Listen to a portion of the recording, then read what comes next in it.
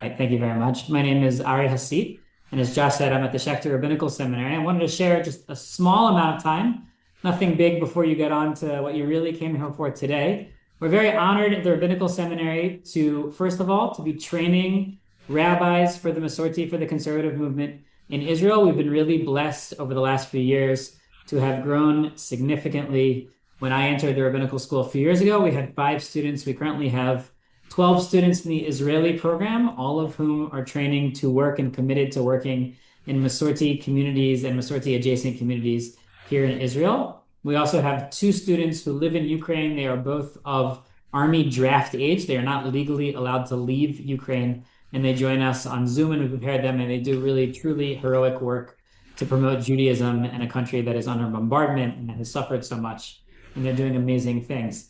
In addition to that, we run programs both to train leaders who are not necessarily interested in becoming rabbis and enrichment programs, whether this would be in our joint master's program called the Schechter Program for Jewish Leadership, where students come in and get a master's in Jewish studies and become more familiar and more deeply familiar with Talmud, with Halakha, with Midrash, and with all of the ways that our Jewish texts inform the leadership that Israeli society is so in need of right now.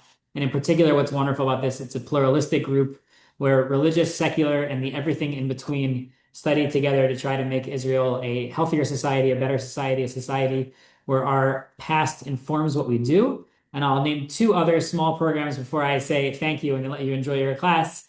One of them is called the Shirata program. We've been running now for 8 years. This is a program that teaches tefillah and piyut from around the world, giving voice to Sephardi and Ashkenazi and hundreds years old and days old piyutim and tefillah to try to bring together the Jewish people. It brings together men and women. For many of these women, it's the first opportunity that they are given to learn how to lead services. And this has been a really wonderful program being led by a Paitanit named Liat Yitzchaki, who does really amazing music and teaching. And finally, the last program I want to bring up is called Bechol Nafshach, where we recognized after October 7th that the young generation from the ages of 18 to 30, as they are doing so much with their bodies to protect us, and they've been through so much, that really they're looking to expand their soul. And as Israeli society on the whole has been looking for God and spirituality and religion, and we're giving them this in a conservative and egalitarian setting where they come, they study, they ask hard questions, they have prayer, they have Shabbat, and they really have healing together as they try to go through all this. I want to thank everyone for giving me this opportunity, and I want to wish all of you a great class. Thank you, Rabbi Hasid. Thank you very much. Okay, Ed? Okay.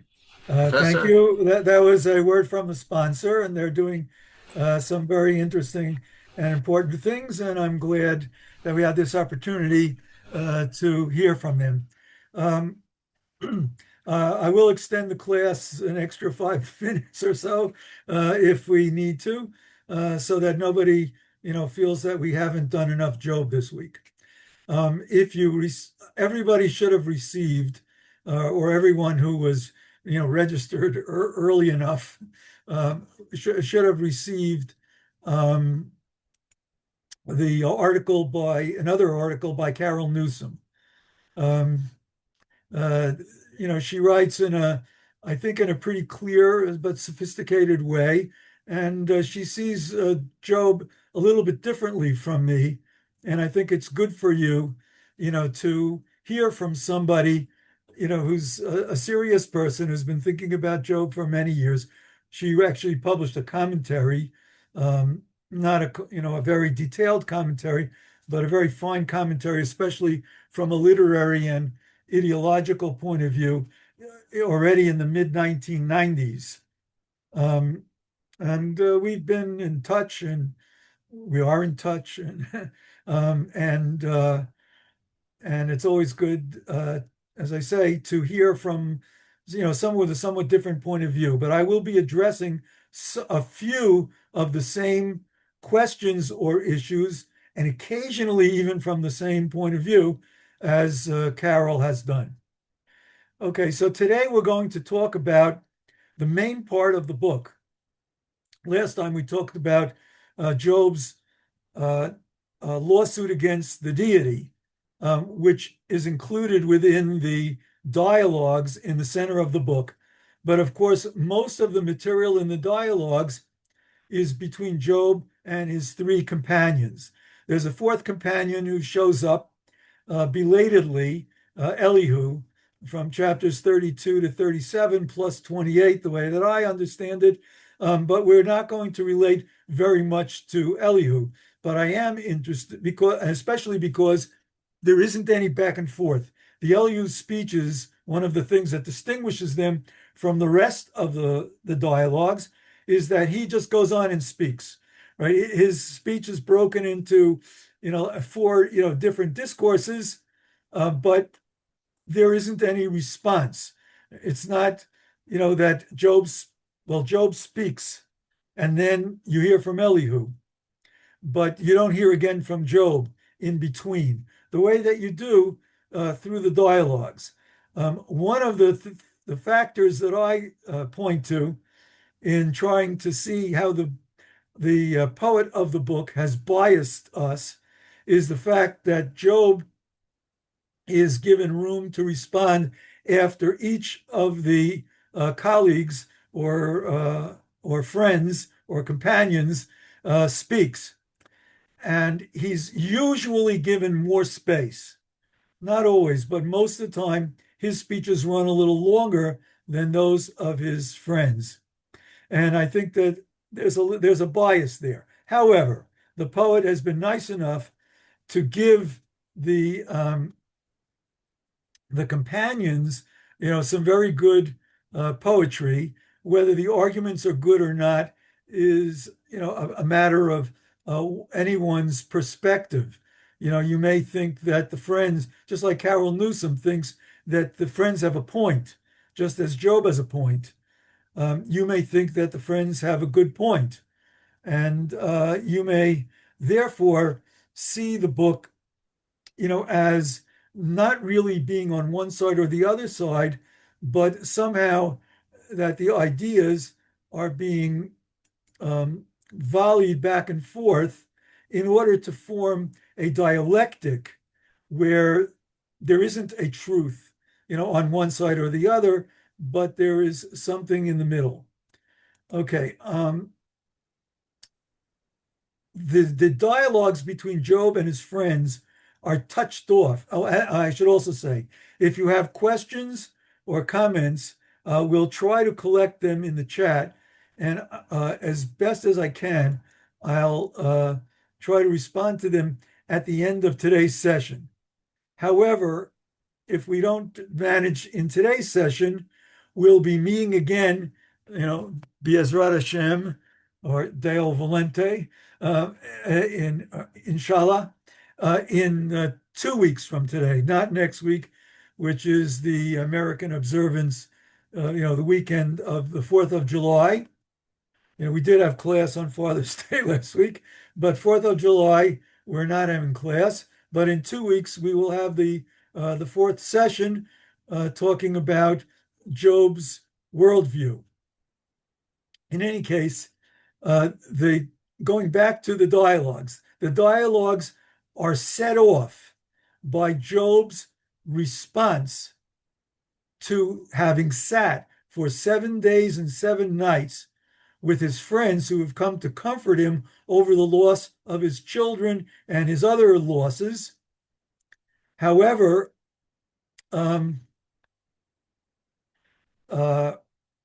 Job doesn't speak a word to them, but he must be ruminating, he must be brooding, he must be thinking.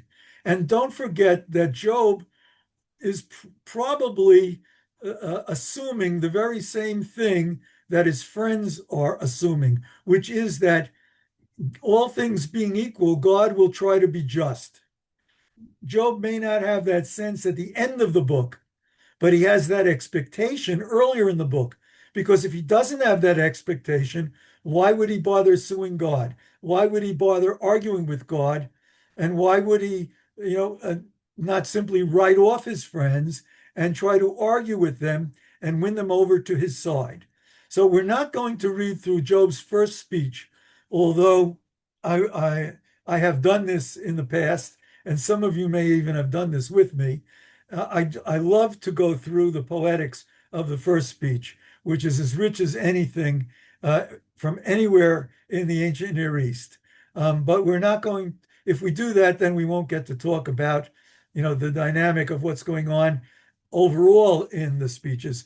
But what we can say, to summarize, is that Job curses the day on which he was born and the night on which he was conceived. The assumption is that most people in the ancient world, in our world possibly as well, most children are conceived by an act that takes place at night. And I don't know if most people are born during the day. I have no statistics on that. But there is a play that Job makes between the day he was born, the night that he was conceived, and what he does that's different from everything else in the ancient Near East. Here, I'm just going to say one thing, is he turns everything topsy-turvy. In Ugaritic poetry, which is centuries earlier than the book of Job and most biblical poetry, you have the same pair of verbs to bear someone, right? To bear a child, to give birth, and to be pregnant. Yalad hara. In Ugaritic and elsewhere in biblical poetry, it's always chronological, pregnancy before birth, but not in Job's speech. In the same way that Job's speech, most people prefer light to darkness. Not Job. He wants to stay in the dark forever. Most people prefer life to death. Not Job, not at least at this point in his life.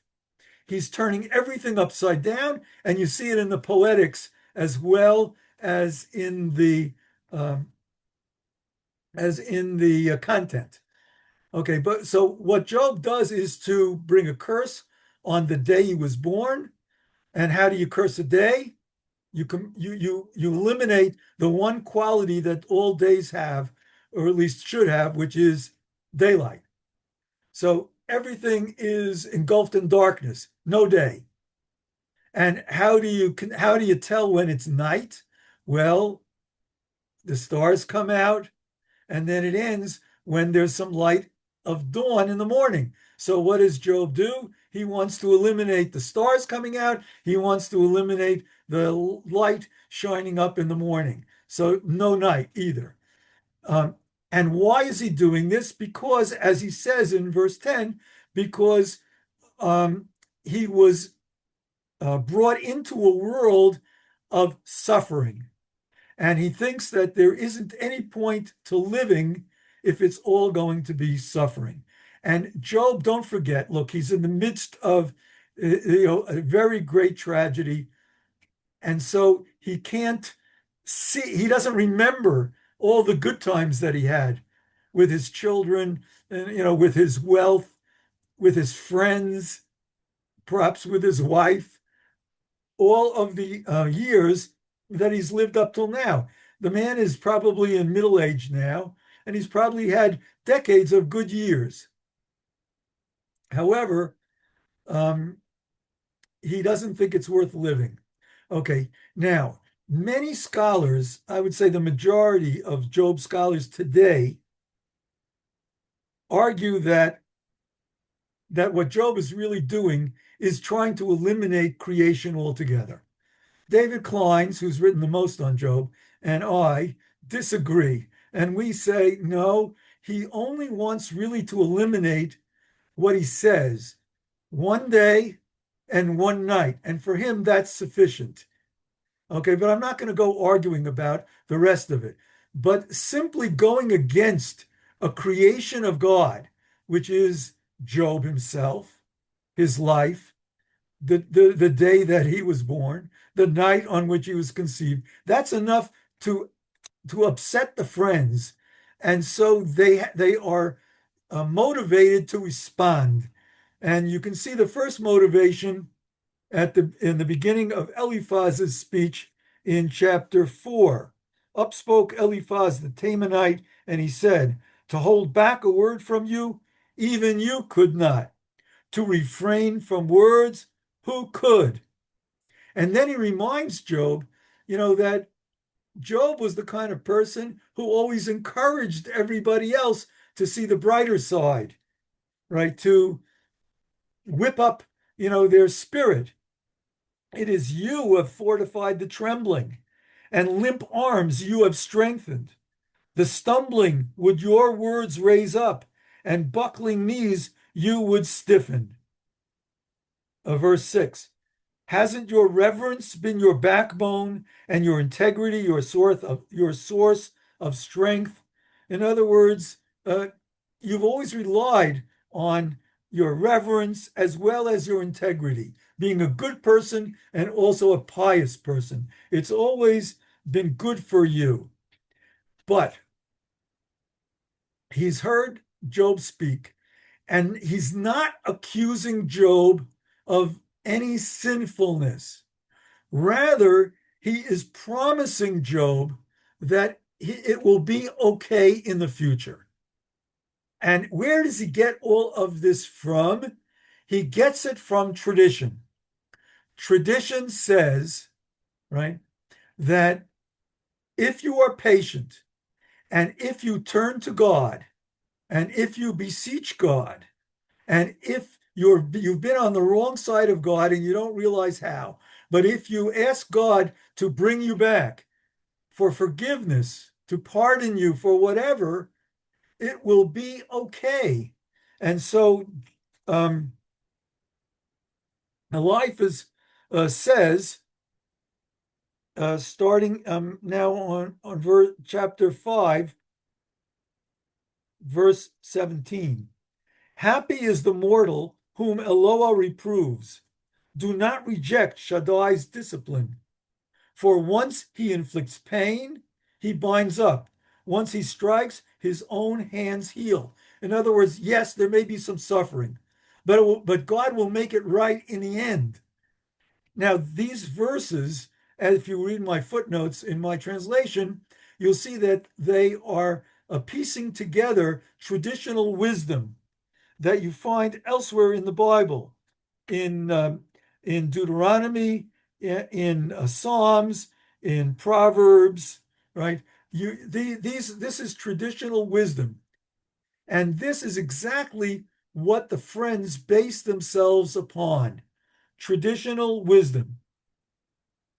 He says at the end of chapter 5, verse 24, you will find your abode is at peace. You'll take stock of your homestead. Remember, that was ruined, right? That he lost all of his flocks. He lost all of his servants, the people who took care of the flocks. You'll take stock of your homestead with nothing amiss. You will find that your seed is numerous and your offshoots like the grass of the earth.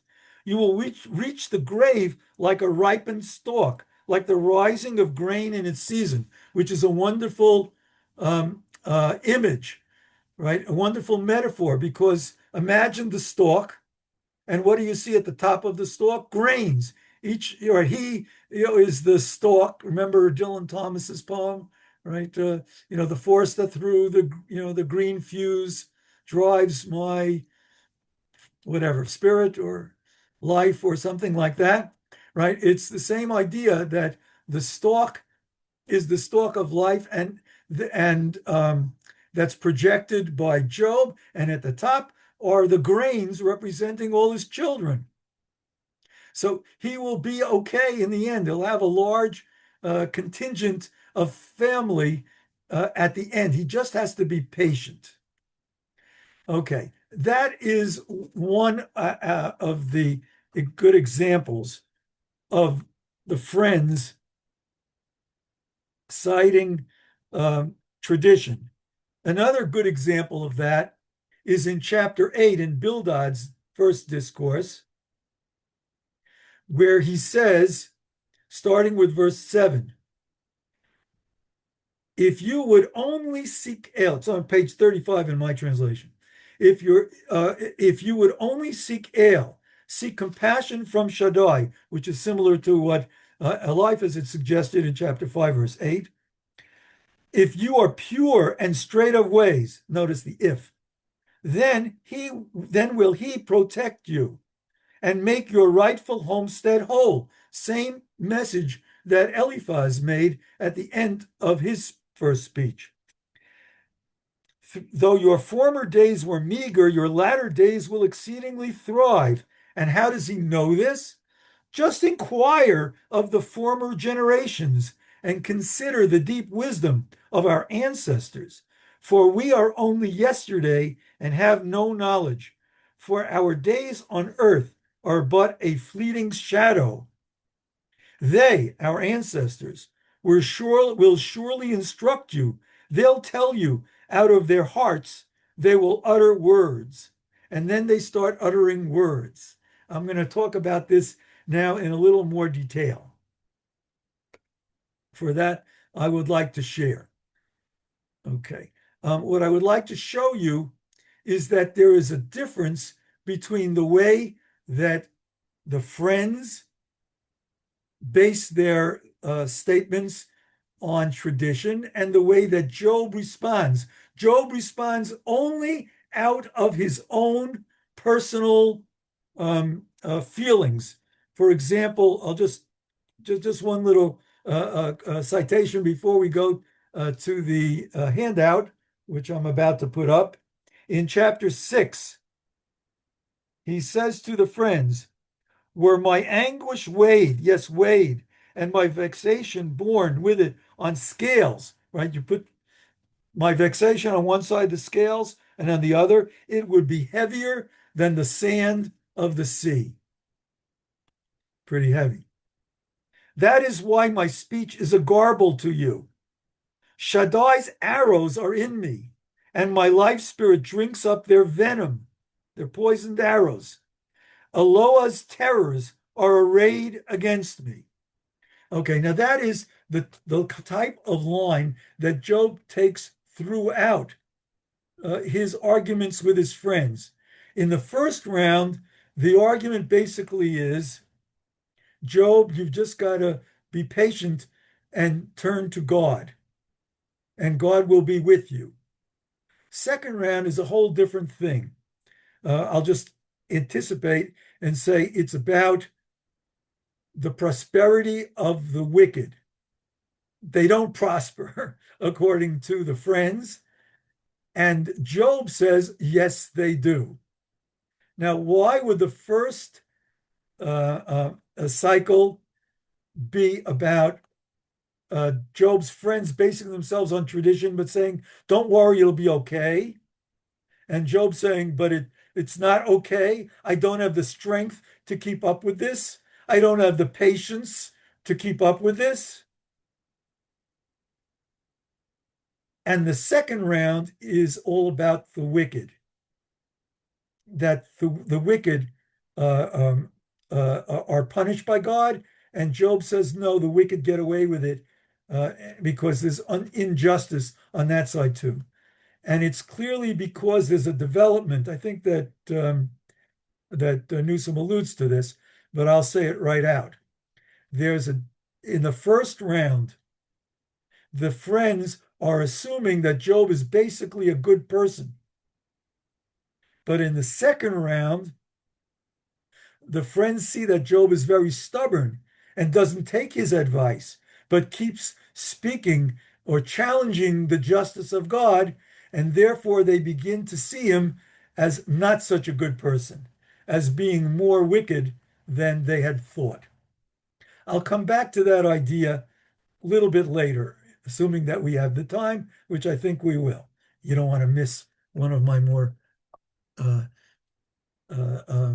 colorful slides. But in any case, I'm now going to share with you the arguments of Job and his friends, I've written a whole article about this, but I didn't ask you to read that article because, me, you hear, Carol Newsom, you don't necessarily hear. Okay, so I'm sharing now.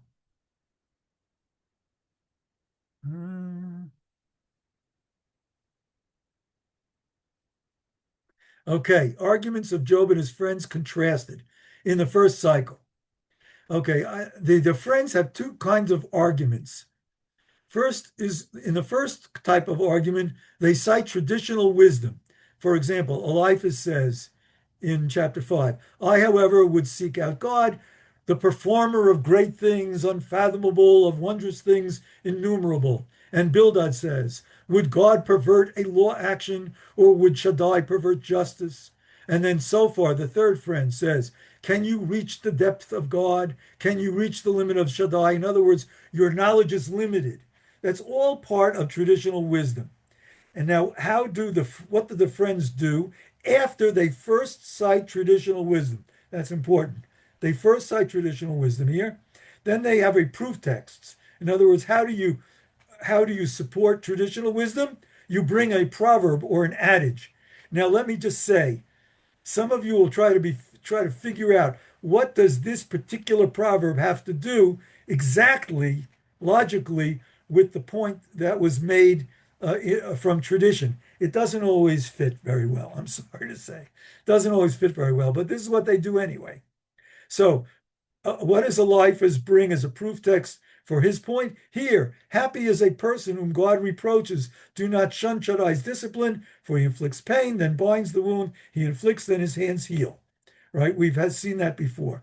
Bildad, how does he um, support his traditional wisdom of would God pervert justice? Just ask the former generations and consider the deep wisdom of the ancestors. They will surely instruct you. They will tell you. From their hearts they will utter words. Can papyrus grow tall without marshland? Can the canebrake flourish without water? Of course, these things are true. But do they have anything directly to do with God's justice? Not necessarily. Not necessarily. But what I think they're trying to say, or what Bildad is trying to say, is there are things that we just take for granted because they're true. We know them to be true. Just like papyrus can't grow tall unless there's marshland to support it, right? To irrigate it. And so Bildad is saying that divine justice is just as natural as that. Sophar says, right? Sophar, who had said, um, can you reach the depths of God? Can you reach the limit of Shaddai? He says, a hollow man will show intelligence when a wild ass fathers a human. In other words, what he's saying basically is that human intelligence is very, very limited. You just don't know enough to be criticizing God this way. Okay. Now, then there's an application to Job, right? So the friends don't simply quote something, they try to teach Job a lesson. Eliphaz's lesson is out of 6 disasters, he will rescue you, and in 7, no harm will befall you. And then he mentions 7 different disasters. You can look in my translation for the text. You can look in the Hebrew also, but if you don't use my translation, you will be confused a little bit because there are a couple duplications in the Hebrew, but I fixed that with hardly changing more than a vowel in the Hebrew and Aramaic, if I may say. Okay, in any case, then Bildad says, if your children sinned against him, he dispatched them for their transgression. All paths of all who neglect God and the hope of the blasphemer perish, till your mouth fills with laughter and your lips with song. Your enemies will be covered in discomfiture, and the tenth of the wicked will be no more. In other words, you, Job, have so far been okay. You haven't been afflicted by God. Maybe your children sinned against him. Remember that Job himself was worried a little bit about what they might have said under their breath when they were drinking at their parties. If your children, so God dispatched them for their transgression. That's what happens to blasphemers. But if you will just be patient and stay on the path with God, then you'll be okay in the end. The wicked will be no more, your enemies will be no more, but you will be okay. By the way, you can see that they're not always responding to the things that Job has said because Job wasn't really talking about his enemies up till now. All right, Sophar says, look, Job, if you properly set your heart and spread your hands in prayer, you will lie down with none to alarm you, and the eyes of the wicked will turn weak. In other words, again, Be patient. It will be okay in the end. Then there's a type B argument that you find only in Eliphaz in the first cycle. Traditional wisdom is first cited as in the past, right, in the type A argument. Now pay mind, what innocent person ever perished? And where were the upright destroyed? Yea, anger may kill the foolish, and zeal cause the death of the weak-minded. In other words, he's warning Job, innocent people will be okay. And you shouldn't have too much anger or too much zeal, too much passion, because if you then it might turn you into a fool, and then you will suffer. The proof of it is a personal observation. Now, this is an important point for me anyway. Those who know the full Jewish traditional grace after meals are familiar with the line, right, that right near the end, um, uh, uh, that I have, I've lived a long life, and but I have never seen, right, the children of a good person wanting for food, which is taken from a Psalm, I think it's 37 or 39. In any case, the point is, right, that some people like me don't say it. Okay. But in any case, because it's really not true. Okay, but it's most people understand it who say it understand it as a hope. But in any case, it's a personal observation that's part of wisdom literature. It's not an actual personal observation. In other words, it's citing a piece of wisdom as though you had observed it yourself. Like, I have seen that, blah, blah, blah, blah, blah. But you really haven't seen it in your life. Okay, so when I have seen people plow sorrow and sow travail, they reap it. They perish by the breath of God or annihilated by the wind of God's nose or God's anger. It's a pun in Hebrew. Okay. I have seen a fool strike roots, and suddenly his estate was cursed. His children are removed from salvation, persecuted in the city gate, with none to rescue them. Right? It sounds sort of like what I cited from Psalms and from the end of the full grace after meals in the Jewish tradition, right? That it's only if you're a fool, that your children will suffer. But if you're okay, then they should be okay. They should be protected. Okay, this I believe is part of the tradition. It's not an actual observation, and it's followed by a mashal, that is a parable, right? A metaphor. A lion perishes for lack of prey, and the lion whelps are destroyed. Huh. What is that saying? The lion is the wicked. So, in the same way, the lion perishes in the end for lack of prey, because its teeth fall out and everything, and the lion whelps are destroyed because they have no one to get food for them. That's about the wicked. But what was Eliphaz's point at the beginning? What innocent ever perished? In other words, he's not really finding a good enough parable or metaphor to prove that the innocent are okay in the end. Instead, he's already focusing on the flip side of it, that the wicked perish, which will be the main point of the second round, as I've said. So there's already an illogic between the what Eliphaz had claimed from tradition and the parable that he brings. For sorrow does not spring from the dust, nor does travail sprout from the ground, but a human is born to travail, just as Resheph, that's a Canaanite pestilence god, just as Reshef's offspring, that is arrows, fly up high.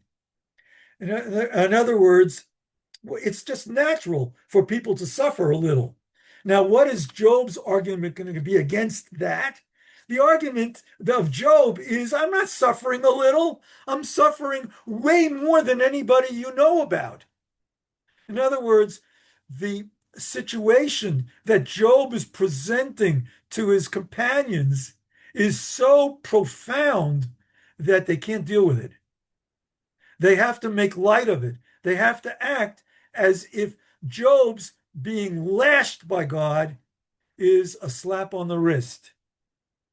And that is something that Job, simply can't allow to go unnoticed or unnoted by him. And so that's why Job speaks very harshly to his friends, especially in round one. Now, here's type A argument from Job. Starts with a metaphor, okay? Metaphor, not with traditional wisdom exactly. If my vexation were weighed, my torment placed with it on the scales would be heavier than the sand on the seashore, which we talked about before. For Shaddai's arrows are in me, whose venom does my life spirit drink. Okay, we've talked about that before. And here's another one. My days run more swiftly than a weaver's shuttle, and they come to an end for lack of thread or hope. Recall. In other words, my life just goes quickly, right? I don't have time to wait with patience for God to restore me. Of course, he does in the end, okay? But Job doesn't think that at this point. Recall that my life is only breath, a cloud that comes to an end and passes on. I'm going to want to look at this. My days run more swiftly than a weaver's shuttle in a minute. I have another slide for that. But first, we'll finish going through the argument. Personal experience. He then says, that is why my speech is stammering. The terrors of God are arrayed against me. In other words, I am not speaking out of some theory about suffering. I'm talking about my experience of suffering. I'm stammering before you. I'm having a hard time expressing myself in you might say in a mild frame of mind because I am terrified by God. I am afflicted by God, right? I am suffering. My eye will no more see the good. I don't believe I will. Thus, one who goes down to the netherworld does not come back up. I think I'm just going to die soon, and that's going to be the end of me. Okay, as you know from last week when we talked about the lawsuit, what Job really wants is to see justice in his own lifetime with his own eyes, but he doesn't believe he's going to see it. Now, there's a type B argument of Job also. Starts with a proverb. Does the wild ass bray when he has grass to eat? Does an ox low when he has fodder? In other words, I wouldn't be speaking out if it weren't that I'm lacking, right? I am afflicted. I'm missing something here. I'm hungry. There is a fixed time of service for a person on earth. One's days are the days of a hired hand. Life is a sentence that we serve. It's a fixed period of time, just like the days of a hired hand. If you know the law in Leviticus, you know that someone is hired by the day and they're supposed to be paid that very night for the day's work. There's a fixed term of service. Okay. And that's life, right? You can't just keep on living until you're sated, right? Until you've seen justice. It doesn't work that way, he says to his friends. Now he applies it to his own case. What strength have I that I can wait? What lifespan have I that I can be patient? Months of futility have been allotted me. Nights of travail have been doled out to me. All right, that's his suffering. Okay, his arguments then, you can see, are clearly founded on experience and not on simply platitudes from the tradition. Okay, now what I'd like to do is to look at that one verse, chapter 7, verse 6, which is probably the most praised or the verse that's most paraded around, as a great example of poetry in Job. But I want to show you that more than most people who have written on it, there's more that's even more that's going on. I just want to look at that as just a beautiful example of Job in poetry. We'll see it in Hebrew, but we'll also, look at it in English. But I will explain what's going on. So now we're going to share.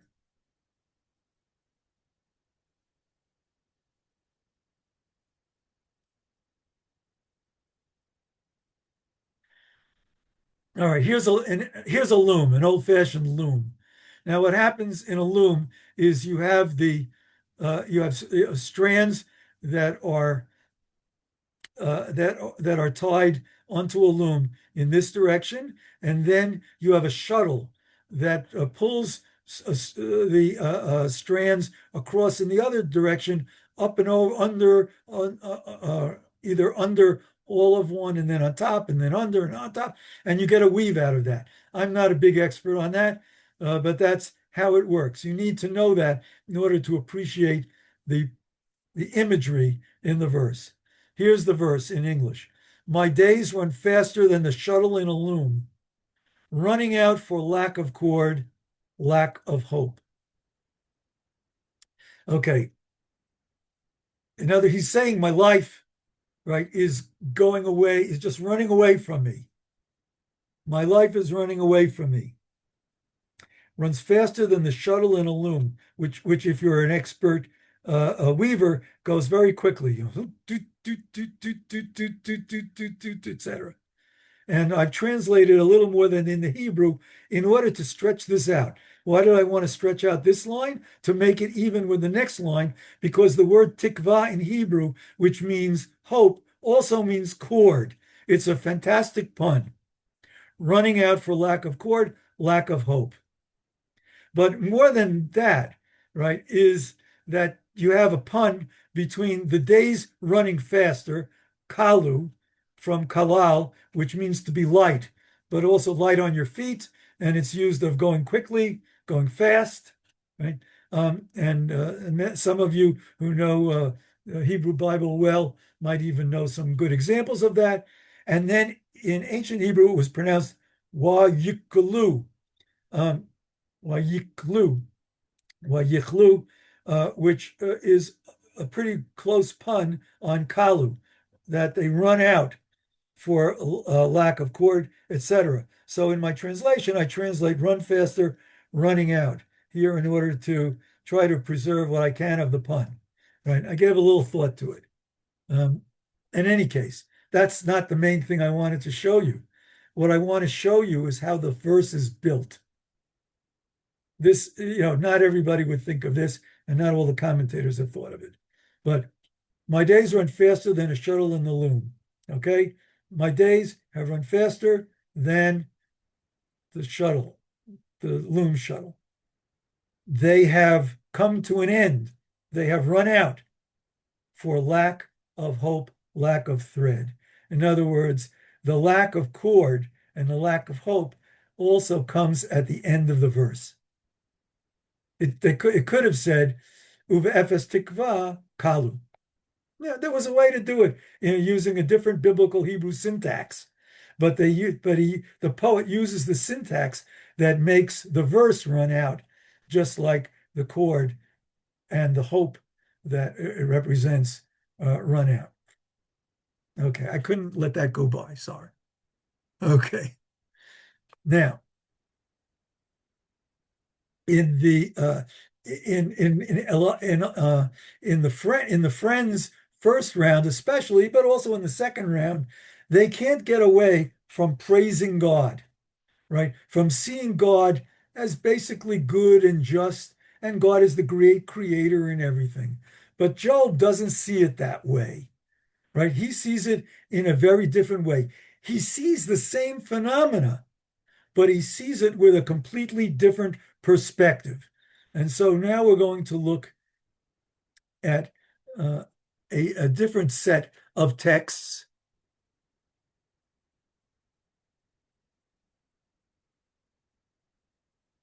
where Job parodies Eliphaz's praise of the deity.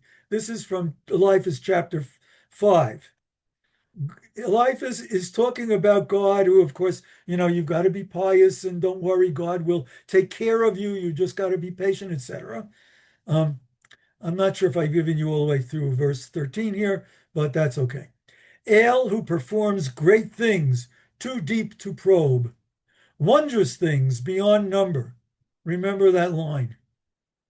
Who gives rain over the face of the earth. All right, that's good, right? Sometimes we need the rain. We have to grow the crops, etc. We want to have drinking water. We want to have water to wash and shower and all that, and sends water over the face of the ranges. Okay, that's the typical biblical poetry, putting a similar point in a similar way.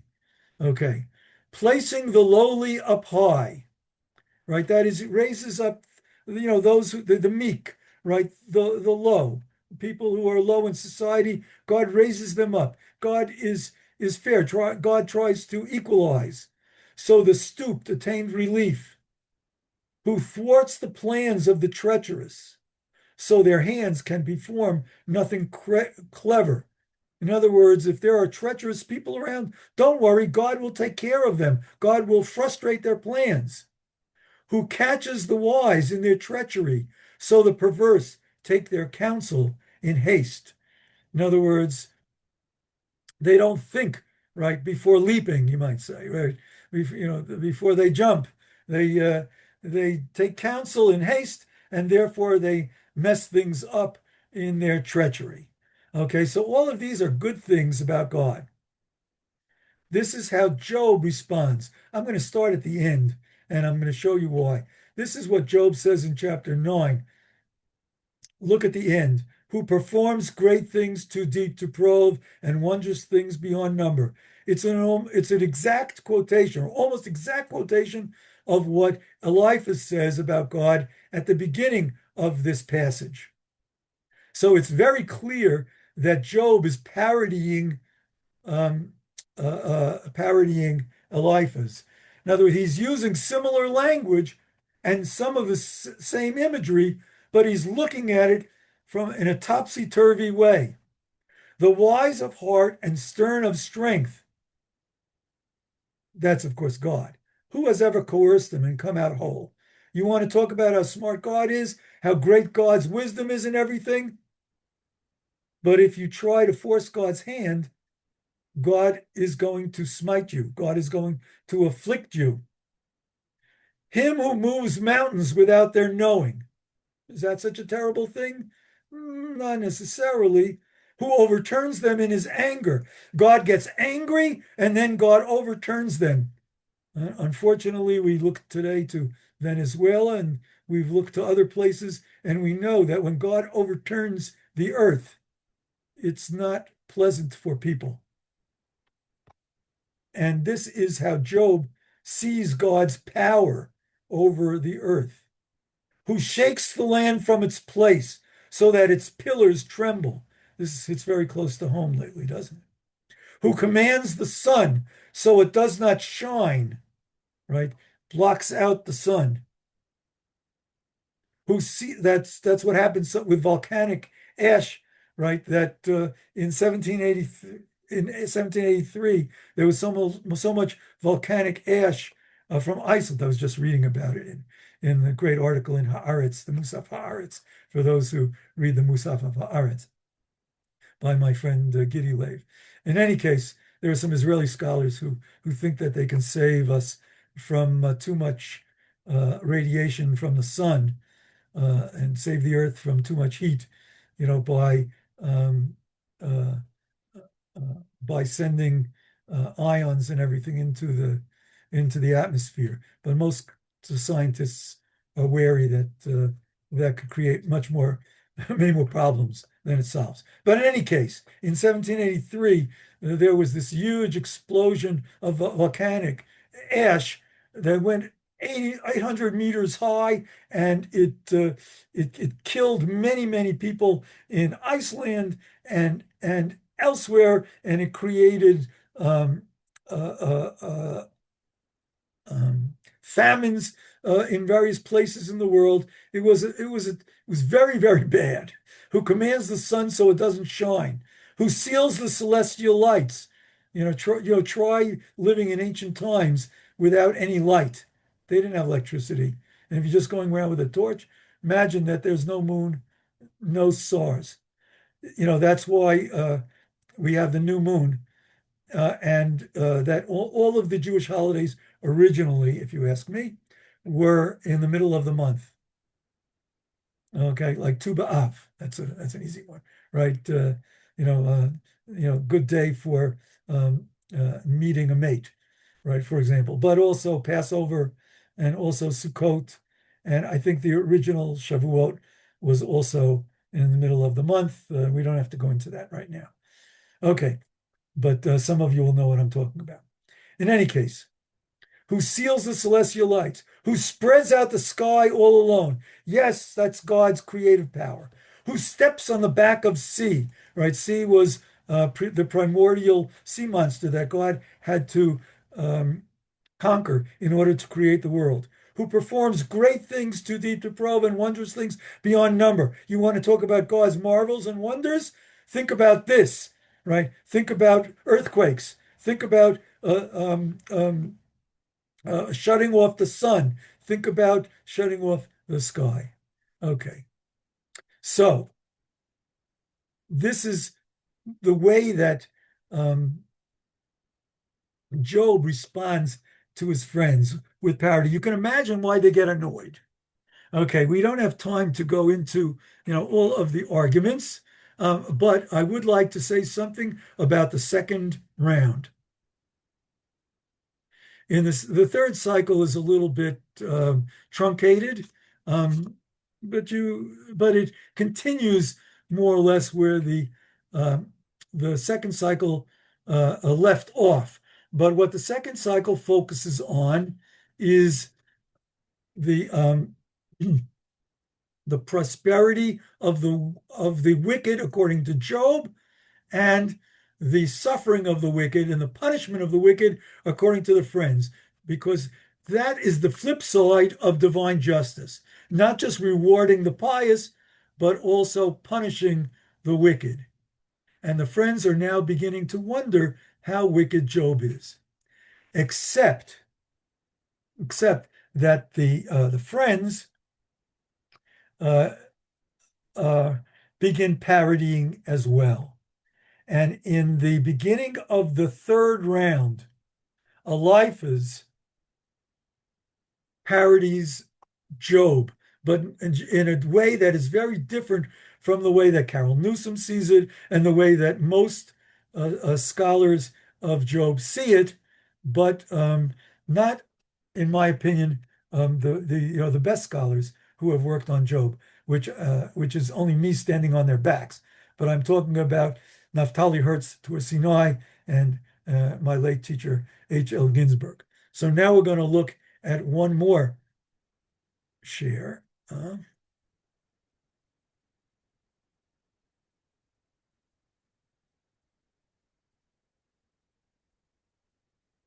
Okay. This is how Eliphaz speaks to Job in the third cycle, in the first speech of the third cycle. He says, "You see, your evil doing is great. There is no end to your crimes, for you seize collateral from your brothers without cause," which of course is against the Torah, right? You're not allowed to just go into somebody's house and seize the collateral. You've got to wait outside, let them bring it to you, right? We don't treat other people, right, as though they were not equals to us, according to the Torah. And you strip the clothes off the naked. Oy. In other words, they're naked, of course, after you've stripped them. No water do you give the weary to drink. It's exactly the opposite of what, of course, Job says in his oaths of innocence, which we looked at last time, where he takes care of people in need. And from the hungry, you withhold food. This is not a nice guy, according to Eliphaz. Widows you've dismissed empty-handed, and you push back the arms of the fatherless. People are holding their arms out to you for aid, and what are you doing? You're pushing them away. Okay, so as I say, most scholars of Job see this as Eliphaz getting really annoyed with Job. Okay, I see it very differently, and we'll come to that in a minute.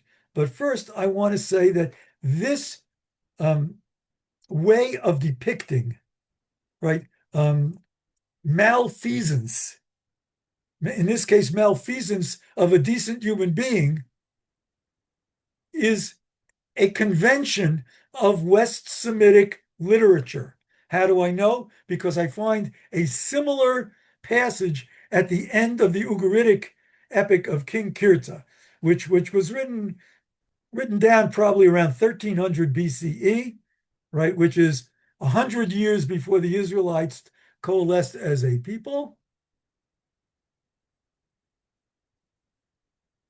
And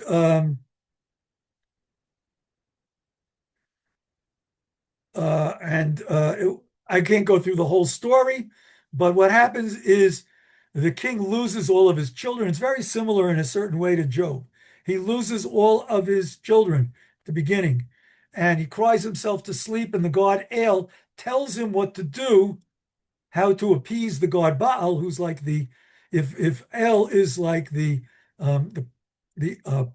owner of the company or the president of the company, Baal is the CEO of the gods who actually takes care of things.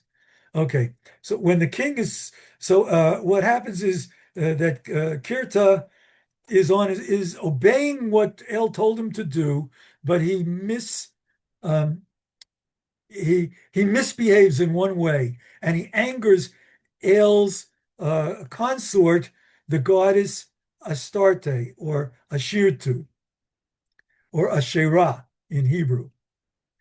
So, and she smites him with an illness. So when he's smitten with the illness, he can't perform his duties. So what happens? His older son, who's a little ambitious, you might say, may remind you of the story of Adonijah, when King David was sick. It's the comparison's been made before by various people. His older son accuses him of malfeasance. You've let your hand fall to vice. You don't pursue the widow's case. You don't take up the wretched's claim. Your sickbed is your consort, your infirmity your company. Step down and I'll be king from your rule and I'll sit on the throne. Okay, so what I think is that this passage by Eliphaz is not meant to be an actual condemnation by Job of Job, but rather as Torsinai is going to explain it. And Ginsburg actually explains it even a little better, but I want to read from Torsinai's commentary. This is a quotation. H.L. Ginsburg, I'm summarizing here in a sentence. Torsinai's commentary in the English.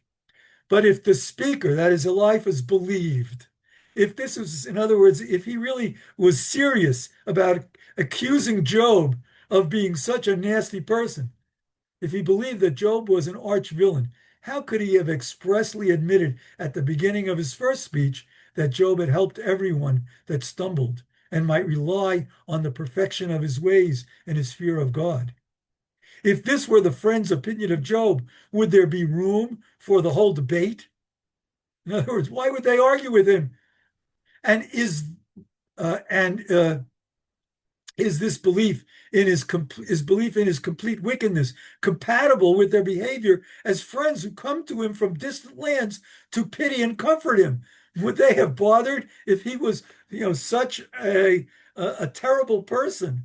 Would they have come and gotten together in order to comfort him and sit with him quietly for 7 days and nights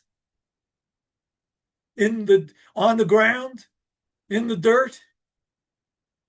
However, Eliphaz is quoting here Job's words concerning God's attitude toward man. You compare Genesis 6, verse 5. God saw that the wickedness of man, humanity, was great.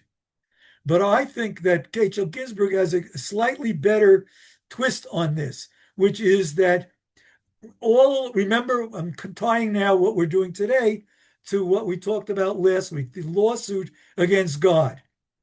In the lawsuit, Job assumes that God has a bill of particulars, specific charges that he's holding against Job, and that's why he's punishing him.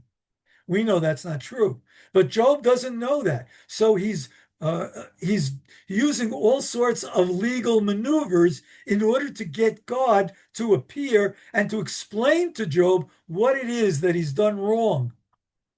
So what Eliphaz is doing, Eliphaz gets the point.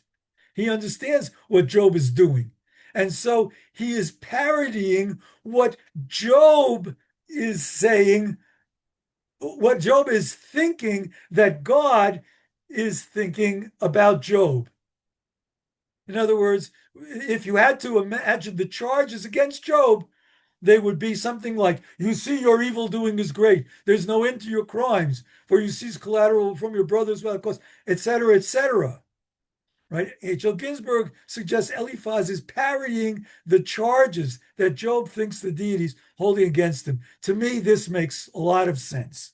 It that to take this literally and not as a parody of God's charges, I think goes way too far in the wrong direction. Yes, the friends think that Job is wrong, and there must be something wrong with Job in that he's not taking advice from his friends and turning to God in prayer. But Job's point, of course, is why should I turn to God and ask for pardon if I don't believe that I should be pardoned? Okay, we're going to talk more about that next week. Right now, we're going to see if there are some, some comments or questions in the chat that I can respond to today. So, has anybody? Yes, Ed, we have a number of questions. Okay, what would they be? Okay, so the last one is from Beth Evan. Why is a lion considered wicked? Because it's a predator. Okay, now a lion doesn't have to be wicked, but a lion is used sometimes to symbolize the enemies of Israel, like Assyria and Babylonia in Book of Jeremiah, for example. And it's used in Psalms repeatedly, right, as either directly by saying that, excuse me, either directly by saying that the wicked is a lion, or by simply describing the the way that the wicked act as being in a predatory manner. And of course, this is what Job is also going to do. When you read, for example, in chapter 10, you see in the middle of chapter 10 that just as Eliphaz had said in chapter 4, that don't worry, Job, the wicked are going to perish, and their children also. Job is going to say, God, you are treat me as a predator. Now that imagery and that whole identification of God and the predatory is going to come up next week, Okay. or 2 weeks from today, I should say, when we speak about Job and his response to the speeches from the storm wind or the Okay. whirlwind. The speakers. Ed, thank you. The last two questions seem to be a little bit longer. Would you like to take them right now, or do you want to push to next Well, week? let's try one and see. Okay. According to Sheldon has written to us, Eliphaz is right. It's what actually happens. So what is that about? 2 question marks. This is upsetting and ironical. Yes. The arguments the sound book. like God at the end. Job needs to hear God. That's the Yes. key point, not what anyone says. Is he saying that there is no God until I hear from him? Well, Job is never saying there is no God. He just says, I can't find God, if you remember from last week. And then, of course, God appears. Now, you might think that that's enough for Job, that God appears. And there are many people who think that that's enough. Martin Buber, many other people. But when you look carefully at some of the details in the God speeches, you begin to wonder, is this the kind of God that Job was hoping to find? Or is this the type of God that Job was hoping would be different? Now, at the end of the book, there are different ways to look at it. We're going to talk about it again next week, right? 2 I'll just weeks. give you 2 alternatives very quickly. One is Job is being tested. When the test is Right. over, Okay. game over, you go back to the default position. The default position is prior to the test. Job has, all this family and he has all these flocks and he's got, all these servants, etc. Although he doesn't get the servants back at the end, we'll have to talk about that perhaps again next week. 2 weeks. Okay, but in any case, that's one way of looking at it. And I'm not the first person to see it this way. Moshe Tzvi Segal looks at it that way. H. Rowley, an important British Bible scholar who commentated on Job, he also sees it that way. Okay, there's another way of looking at it, which is that it's a mystery, right? Right. That is, God really is basically just, but God departs from God's justice for a particular purpose. In this case, the particular purpose was to test Job. The test of Job had nothing to do with righteousness or wickedness. It had nothing to do with divine justice. But overall, in general, God is just and God rewards the good. So that's another way to look at it. Okay. Thank you. Beth Evan also asks, it seems to me that Bildad's examples refer to growth, positive results coming from what would appear to be a negative environment, not just natural events.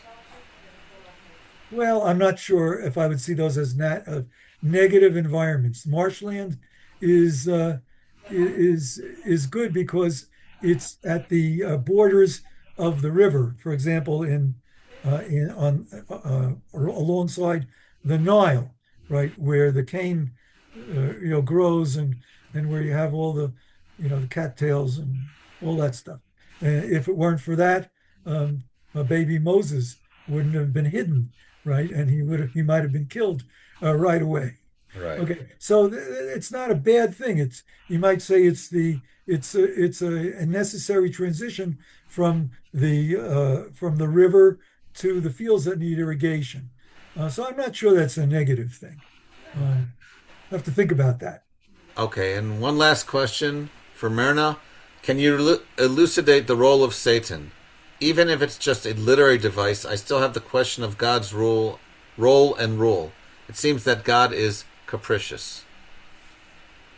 Okay, I wouldn't say capricious, but I would say that God is uh, is able to carry out a personal, ego-related program, without regard to all of the repercussions elsewhere. Now, don't forget that this is a fable, right? This is a folk tale. This is not meant to be history, and that's why there's a very important view in the Talmud that the story of Job is a mashal. It's a parable. It's not meant to be taken literally. Now, what's interesting about the Satan is that it is never said in the prologue of the story. We talked about this, I think, perhaps 2 sessions ago. Um, it is never said explicitly that the Satan carries out any of the afflictions, right? The four beatings that you might say that Job takes on his property, on his herds, on his servants, and on his family, none of them is explicitly attributed to an act by the Satan. Okay, I can explain that in different ways, but the Satan's role is mainly to stir God up, to give God bad ideas, right? Because that's what God wants from the Satan. God wants to be stirred up, and so God speaks to Satan. And in the second round of um, of afflictions, which is Job being afflicted by the Shechin Ra, this terrible skin inflammation, it is completely ambiguous whether it is God, Yud He Vav He, Adonai, Hashem, right, who afflicts Job with the Shechin Ra, or it's the Satan. Sadia Gaon, right, one of the leading minds, if not the leading mind or certainly the leading mind of early medieval Jewish thought, um, and philology. Right, he translated the Bible, and he was a great philologist, um, study of ancient language. He says that it was God who did it, and not only that, in his translation, he specifically says that it was God who struck the Job with the Shechin Ra, with this terrible skin inflammation, with the boils. And you'll remember that the boils is a curse that God threatens the Israelites with in Deuteronomy 28. And of course, it's one of the plagues that it was the deity who brought on Egypt. I think with that, we'll complete today's session. Thank you If very anyone much, has Professor further Greenstein. questions, bring them up for next time. Next week. 2 weeks. Toda rabah. Thank you, 2 weeks. everybody, for joining us. We'll see you in 2 weeks. May Thank everybody you. stay healthy and may we enjoy peace. Okay. Call 2. See you.